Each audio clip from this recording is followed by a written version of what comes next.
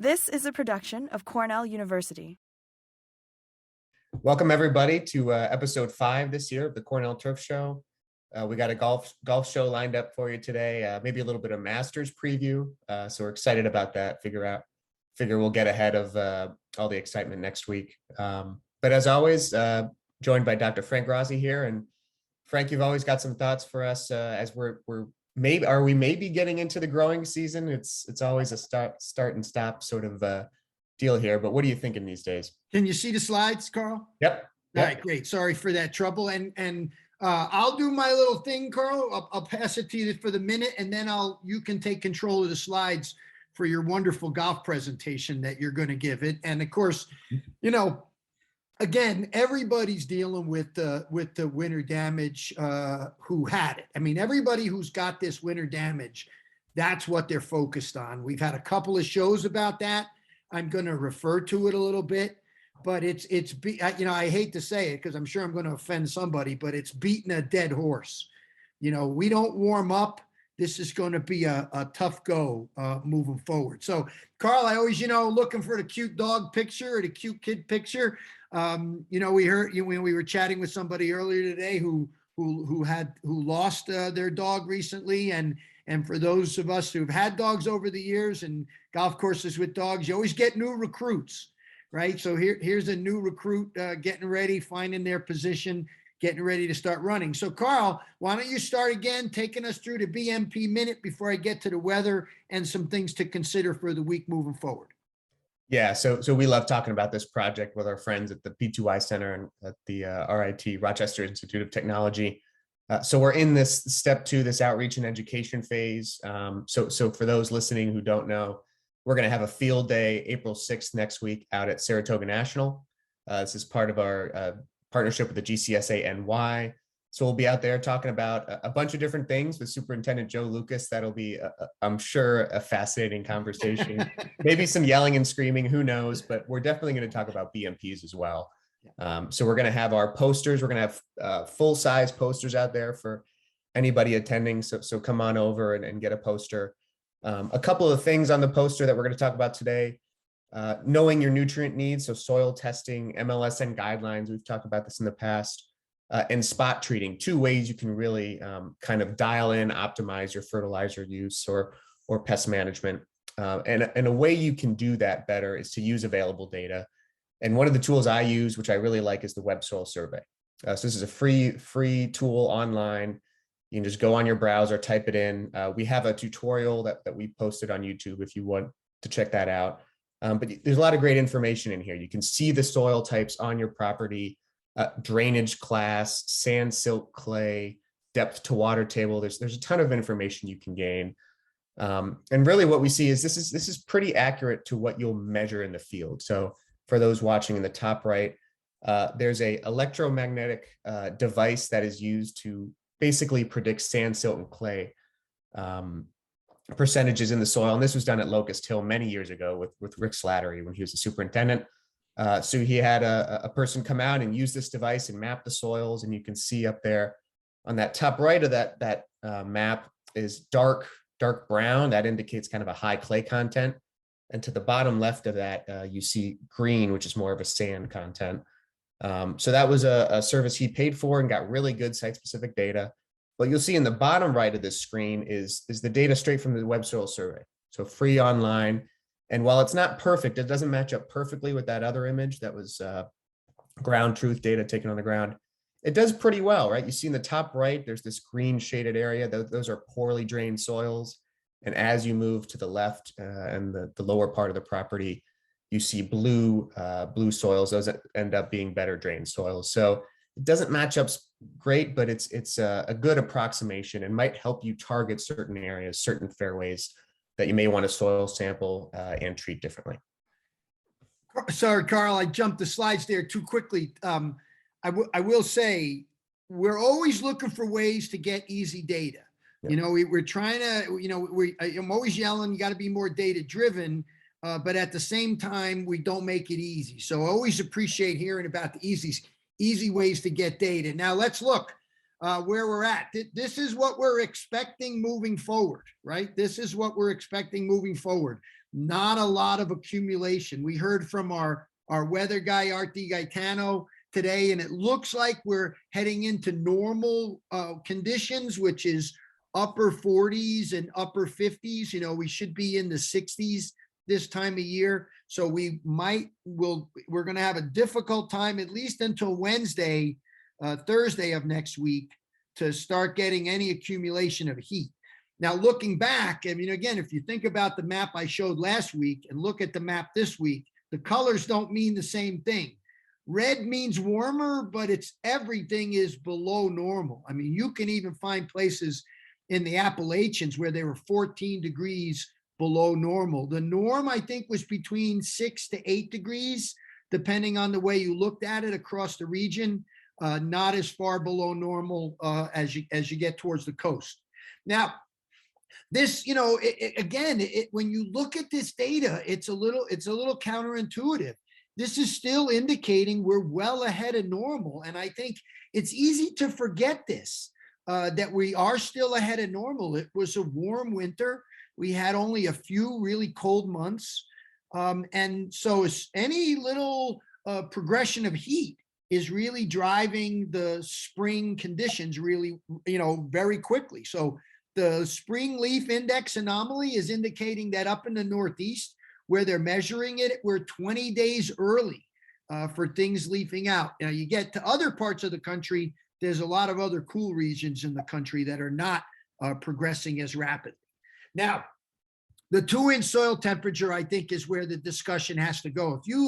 If you recall last week, and even for the last 2 weeks, we were at almost a low 50s for the 2-inch soil temperature. And just yesterday, this is looking like it's in the 30s and 40s at the 2-inch depth. So obviously that cold weather, obviously the moisture have had significant impacts on these things. So if you were, you know, putting out your soil summer patch drench early last week because you thought the soil temperatures were going to keep warming, you know, those things are just sort of sitting there, and we wonder how long they last. Getting on too early, is that going to make you have to make a second application for some of your root diseases? We'll talk about this a little bit more later in the spring for sure. Just a couple of notes. Matt Elmore was noting that Japanese stiltgrass is starting to emerge, right? So it used to be everything was about crabgrass. We're going to talk about this obviously with the lawn and grounds guys tomorrow. Used to be everything was crabgrass. You get your stuff down for crabgrass, right? And now we're thinking about goosegrass. That's a little bit later. And Japanese stiltgrass looks a little bit earlier than crabgrass. So if you have these shaded areas, this is a very strange plant that is likely to cause us a lot of trouble in the future for one big reason. It's a shade-tolerant C4 grass, right? It is a grass like crabgrass, but it does well in shaded conditions. Okay, well, the conversation about optimum timing for proxy primo seed head suppression, I think, is upon us. So everybody, I'm sure, is considering looking at this data, and probably throughout much of New York State and the Northeast have made their spring application. Now, I'm hoping many of you who don't have injured turf put a fall application down. I'm still curious, and I haven't listened to some of the banter that's been going on. Maybe Bill talked about this in his webinar with the winter kill stuff, but, you know, is there any impact on the fall applied proxy with damage? Is there any impact or correlation with how things are recovering in the spring? And then what is the move for seed head suppression when you've got injured POA? Because I would still say you need to be in a growing stage, not necessarily in a growth suppression stage. So anything that's suppressing growth doesn't feel right to me, because, you know, I'd rather have grass that had seed heads on it that I could manage as a playing surface than having no grass at all. So with that, somebody posted their stock of embarks, which I thought was a nice, funny picture. This person obviously has stocked up over the years, ready for their embark. And again, embark's looking pretty good along the metropolitan New York area. And again, I think with temperatures cold like they are, I wouldn't be surprised to see a little bit of injury, but I don't think this is anything that's going to necessarily be lethal. So, I mean, if you're worried about not doing this on uninjured turf because it's a little cooler, if the model says it's good, I'd rather do it. I don't think that the injury is going to be severe. And there are ways of mitigating some of these things with pigmented products as well. Now, Carl, before I pass it off to you, I got a couple more things before we have a golf conversation. One is, again, some of this very exciting work Florence Sessoms is doing out at the University of Minnesota. This is tall fescue and ryegrass as part of this winter injury work. And this is what they're calling a fall spring work. So, you know, their fall spring evaluation of tall fescue and perennial ryegrass. So what they do is they tent these areas to get them to warm up, right? And then expose them to cold temperature again. And so here is some of the original data where, you know, there's no tenting. This has been in the greenhouse now. There's no tenting, there's no warming up before a cold period. So here is a day of fall spring really warmed up with back to cold temperatures in the middle, and you can see some of the tall fescue injured. And then of course you get to 5 days of fall spring where you're getting warming conditions and you see the tall fescues injured even more. Now this is really corollary to what I showed the last couple of weeks about how annual bluegrass will break dormancy in the spring, how will break dormancy under warm, wet conditions, right? Those crown hydration conditions. So we're starting to see, I believe, a lot of what is ultimately going to explain some of the damage that we're seeing, that these systems have just warmed up, that dormancy breaks, cold temperatures return, and you see some damage associated with those cold temperatures. So now the question is, and everybody's talking about this, is the time, you know, can we be seeding? And we're starting to see, this happens to be some Kentucky bluegrass seed starting to pop. And I thought it was really interesting. Zach Riker was talking about some seeding work he's done in the past. And you can see this is from 30 years ago when he was an extension agent and doing early extension work at Purdue. This is indicating, at least with things like bluegrass, tall fescue, and ryegrass, that earlier seedings tend to have a little bit more success than waiting. Right now, Kentucky bluegrass is a little bit different than creeping bentgrass and a little bit different, of course, than annual bluegrass, because it takes so long to germinate, right? You're looking at a very long germination period, 20 days to get it popped. So I think it's important to consider, if you've got damaged greens, it's time to get in there, start prepping those seed beds. It looks like the weather's going to start getting on our side. And it looks like the sooner you get after this, the better off you're going to be. Nothing's going to happen until we start to get warm temperatures, but for sure, we want to start getting at the seeding now. Now, Carl, as I pass it to you, I will say that historically, there hasn't been a lot of information shared about Augusta National. And you're going to tell us, not this week, because they're in Texas this week, but next week when we meet, they'll be underway at the Masters. And I thought it was interesting. They've built underground tunnels on the property to be able to move things around underneath the people.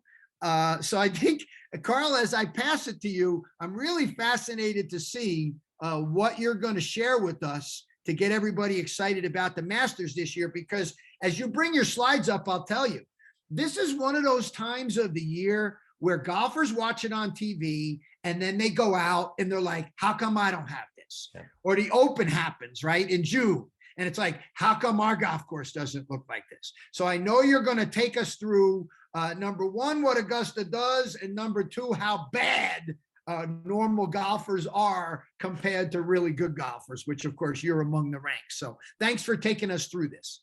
Yeah, thanks, Frank. I think you're exactly right. And what we see on TV isn't what we as average golfers probably want or need in our golf experience. But really up here in the Northeast, as I've grown in my early childhood and now young adulthood, the Masters really represents the kind of the beginning of spring golf. And I think for a lot of us Northeastern golfers, we're stuck in the snow and the cold, and we hear the piano sound and we see the green grass, and they tell us we are invited to watch the Masters. It's go time for spring golf. So one of my favorite things is watching the on the range coverage. Now you can watch so many parts of Augusta National.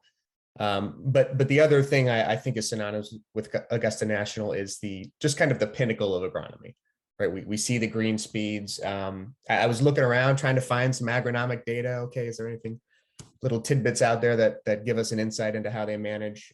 There are published turf mowing heights. Pretty standard. It says the greens here are cut at 125. Maybe I don't believe that so That's much. high. That's high. These are again just reported. But when we watch, we can see the green speeds are fast, and that's kind of a calling card of Augusta National.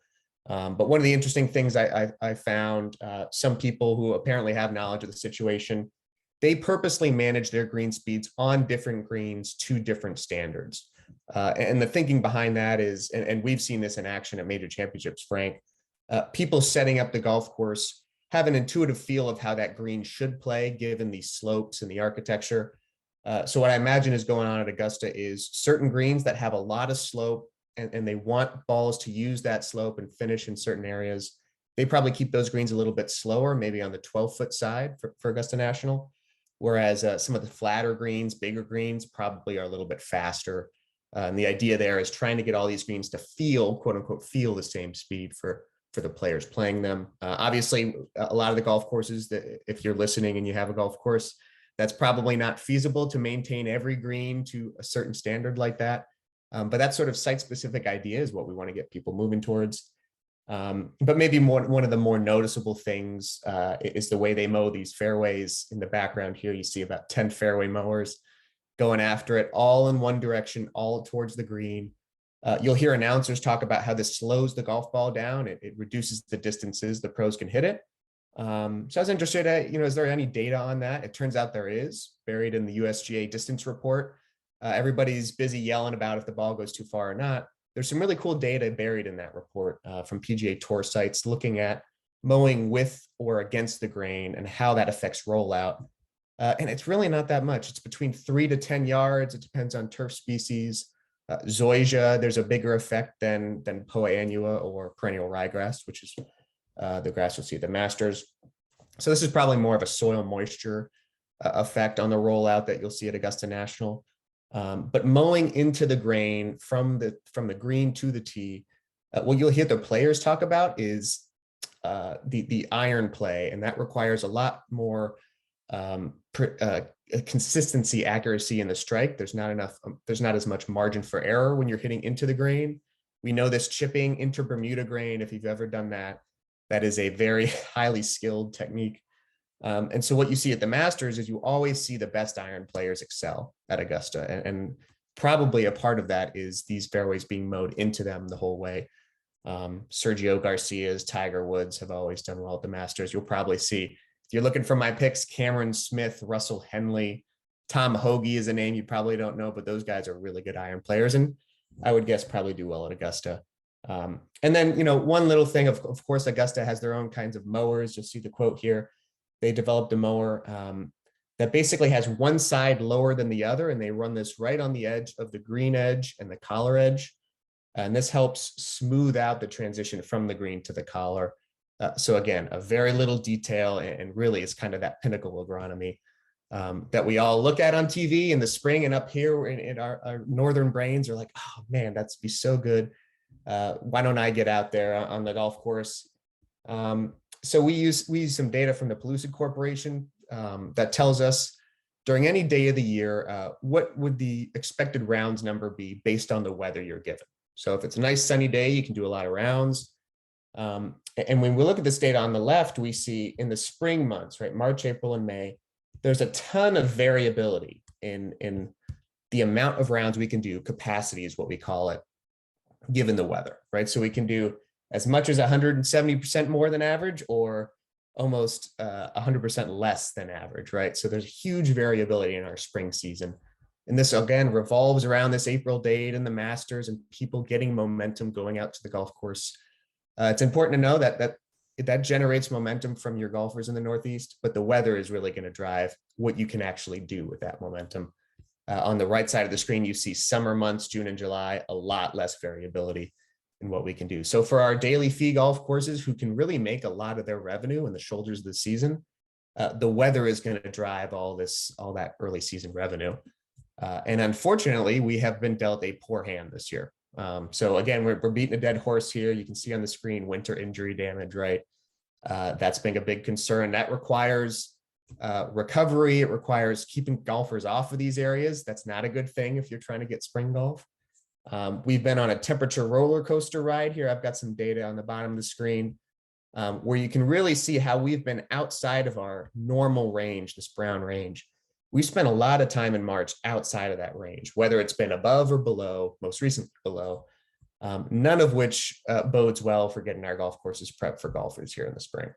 And just to see where we were on our playability and our turf plots. Went out yesterday. We're stimping at a cool 6 feet and 9 inches. We're not super smooth either. We're 6 out of 10 on the Bopple test. So again, this is really going towards, hey, we're seeing Augusta on TV, but our golfers out here should not be expecting golf course conditions like Augusta National. So of course, I've got some data here, pros versus Joes, right? The pros are playing a 7,400 yard golf course. They're hitting it 290 yards. They hit about 10 greens per round. Our average golfers are playing maybe a 6,100 yard course. It actually should be shorter. They hit it about 210 yards and they barely hit 5 or 6 greens around. So really what they need and what they should be looking for out of a golf experience is probably not what's on television. So what do they want? And I've been interested in this for a while. Have we surveyed golfers on what they want? And it turns out some folks in Europe have a couple studies, one here from Myers-Co College and the University of Copenhagen. So asking kind of about green speed. Hey, how important is green speed? So in this Myers-Co study, about 70% of folks said that green speed is important. And that makes sense, right? Golfers generally like faster greens, but they also posed the same question about smoothness. Okay, do smooth greens make a difference in your golf experience? And over 90% of golfers indicated that smoothness was very important or important. So smoothness is really king when you're looking at speed versus smoothness. Same thing was found in this study. It's part of the Scandinavian Turfgrass Research Foundation. About 75% of people said even roll was a large factor in their experience. Only 35% of people said this green speed is a large factor, right? And the other thing when you look at this data is it's age and ability dependent. So younger and lower handicap players, they're going to put more emphasis on green speed. The older and higher handicap players care more about the evenness of roll. We see a similar thing in fairway lies. So they asked, do you want the ball to be carried by the grass, kind of teed up, cushioned, or would you like it to lie close to the ground?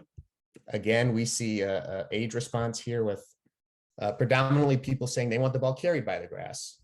At Augusta National, you're going to see the ball very tight to the surface, and that's what the pros like. That's what the low handicap golfers like. But generally, average golfers, older golfers, they like a little bit of tee, a little bit of forgiveness when you're creating a fairway lie. And then when you just look at things not even golf condition related, good company, right? That's the number one thing they said is central to their enjoyment of the game of golf. Good company, good weather, pace of play, right? Those are the top 3 things. Green speed came in 5th here. So what I'm trying to underline here is when people are getting out onto your golf course after seeing the Masters this week, it's not about green speed. It's not about that elite conditioning. It's about being outside when it's 45 degrees and sunny. It's about spending time with friends and family, trying to play a game of golf in a reasonable amount of time. Now, this can be specific to your region. So all that data is from Europe. If we're thinking about our US golfer, they probably have a different mindset. And even within New York, there's probably a different mindset. So again, this is data from the Pellucid Corporation that we use for our state park golf courses. Down in Long Island, about 65% of the surrounding clubs around Bethpage State Park are private. When you look at Syracuse, a lot of the golf courses, most of them are public, and there's a pretty even distribution between kind of high price point public and low price point public. So your golfer, and what I'm trying to get at here is, what do your golfers want? How old are they? What sort of playing ability are they? Have you noticed trends change? I think, Frank, you and I have noticed trends in the people we're seeing on golf courses have changed. So I think all this should be considered into how you manage the golf course, especially coming out here into spring. And where I want to transition the conversation, Frank, is should clubs be surveying their members on what they like in a golf course experience? And how would that relate to them establishing sort of maintenance standards? We see the peak of maintenance standards at Augusta. How can we use maybe club survey data to establish these sort of standards for our own golf courses? I'll tell you, Carl, this is wonderful. The first couple of things I'd start with is the following.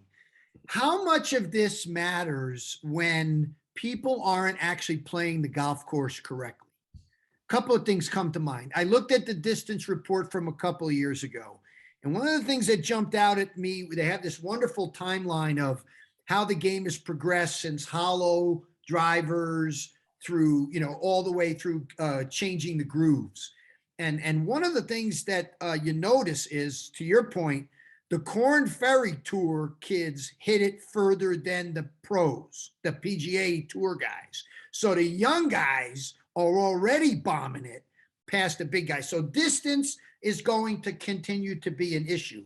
When you said, I thought it was, you sort of went through it, but a Tour Pro hits on average 10 greens in regulation per round. You're saying a regular golfer hits 5 greens, but they're not hitting those greens from the same distance. In other words, the 5 green hit is from what? 120 yards? How far is that? Well, they're still playing courses that are longer than they should be playing. So from 6,100 yards, the average golfer is maybe hitting a 170, 160 yard approach, but for them, that's a 5-iron. And when you look at PGA Tour stats, very rarely are pros hitting 5-irons into par 4s. So part of it, and maybe what a superintendent can do, especially early in the season when golfers are getting their legs under them, move the tees up.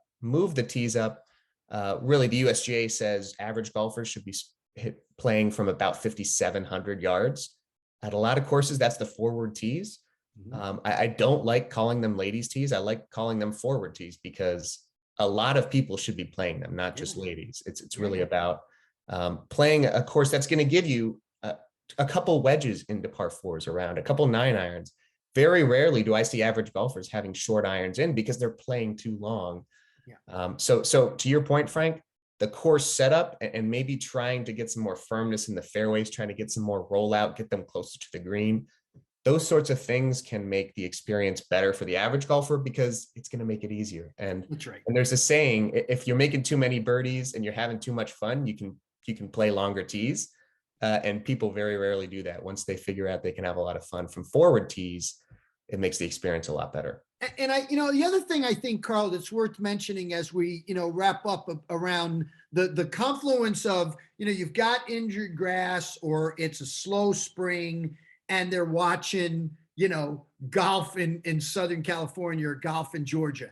And I think it's really important to understand that our golf courses up here, from a data perspective of what we would consider to be peak conditioning, is months from now. It's literally months. It's literally months from now. Yeah. So, there's a certain amount that every golf course superintendent should be doing in the spring to, get the grass in shape, get good turf cover, get the place looking sharp and detailed up, and then slowly start to shift to, playing performance and maximizing and getting to that peak performance. And one of the things we know with annual Bluegrass is you can actually get it going pretty good in the spring under really good conditions. It really doesn't struggle very much when the weather is on your side. Bent grass is going to have a little bit more trouble, right? It's going to be slower to wake up. So I think it's really important when anybody approaches you on a first tee to practice green and you're having this conversation, hey, how about Augusta? It's like, yeah, man, I can't wait I would just say, I can't wait till we're at peak performance, right? Because they're turning on a TV, Carl, every friggin' week, and that's the peak conditioning. You talked last week about how Chris Trittabaugh at Hazeltine uses those metrics for determining when he's where he wants to be. And I think we need to be realistic with our golfers that unless they're spending tons of money, it's hard to get the peak performance April 1st. Yeah. You know what I mean? And especially with this winter injury stuff, Frank, Yeah. and we got some comments from Blake talking about how covers have been very useful for him, even in the last week when we haven't had ideal 100%. air temperatures. Yeah. The other thing he's saying is he has some areas of POA where they're maybe kind of coming back now. Should he core aerate those and try and push regrowth through that, or if he's seeing some of that come up, should he just let that ride and try and grow what's coming back up? Yeah, that's a great question, and the answer to me is really, it's a bit of a guess. You got to figure out if I start to get the weather on my side, will the plants I see there fill in effectively? Yeah. If we don't think they will, and my guess is they won't, because these early plants are very tiller oriented. They're not going to start producing lateral growth and start pegging in like a stoloniferous grass or a more perennial type. I think right now it's going to be critical to do what you can to get early, as early cover, quick cover as you can. And annual bluegrass thrives in disturbance, and it will get from a seed to a few tillers in a couple of weeks. So I think based on what Zach is showing in that data for other grasses, we're best, even with grass coming up, unless it's pretty tight already, to bust it up, create a seed bed, and get it going. Yeah. Great question. Thanks. This is great stuff, Carl. Get us out of here. Yep. I think what I'll say, you're talking about peak performance, Frank. If a golfer comes up to you, this can be a line you can use if you're superintendent here in the Northeast coming up. If a golfer says, hey, why aren't the greens better? You can say, hey, why aren't you in peak condition right now? I just saw you hit that iron shot and it wasn't very good. You're not in peak condition either. So, well, and that's why you and I aren't golf course superintendents, Carl, because that is the exact thing you don't say to those people. So maybe that'll be something. Yeah, don't say that. Say it under your breath, maybe. But thanks everybody for watching today's show. A little Masters preview for you guys. We'll be back tomorrow with the Lawn and Landscape Show. We're going to be talking to Dr. Carl Guillard of UConn. He's got some really interesting soil testing research he'll talk about tomorrow, a regional MLSN project for those who know what that is. So tune in for that. But for now, thank you, take care, and see you in a bit. This has been a production of Cornell University, on the web at cornell.edu.